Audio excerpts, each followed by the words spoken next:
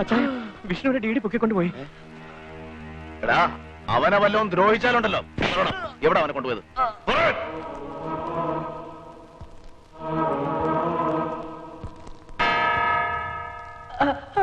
बोल कौन है जानी, बोल।